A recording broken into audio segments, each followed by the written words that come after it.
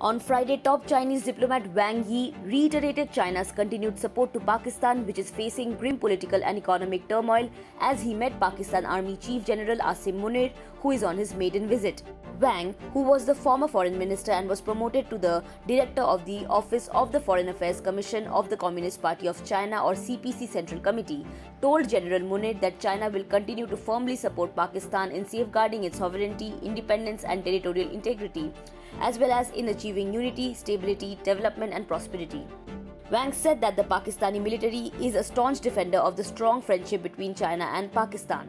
The state-run Xinhua news agency said that he added that China commends successive Pakistani administrations and all political parties for firmly pursuing friendly policies towards China. Since his arrival on a 4-day maiden visit, General Munir held talks with Chinese military officials, while China's new Premier Li Qiang spoke over the phone with his Pakistani counterpart Shehbaz Sharif on Thursday, promising continued financial aid.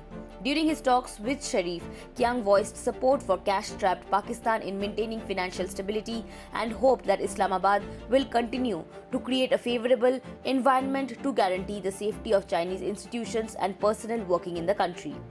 Li told Sharif, and I quote, "China supports Pakistan in maintaining financial stability and hopes that Pakistan will continue to create a favorable environment so as to guarantee the safety of Chinese institutions and personnel in Pakistan," he said. Beijing has been bailing out Pakistan with periodic foreign exchange loans as Islamabad continues to struggle with the balance payments crisis. General Munir's visit came ahead of Chinese Defense Minister Li Shangfu's 2-day visit to India starting from Thursday to take part in the SCO Defense Ministers meeting, during which he held talks with his Indian counterpart Rajnath Singh on the festering military standoff in eastern Ladakh. Subscribe to One India channel and never miss an update.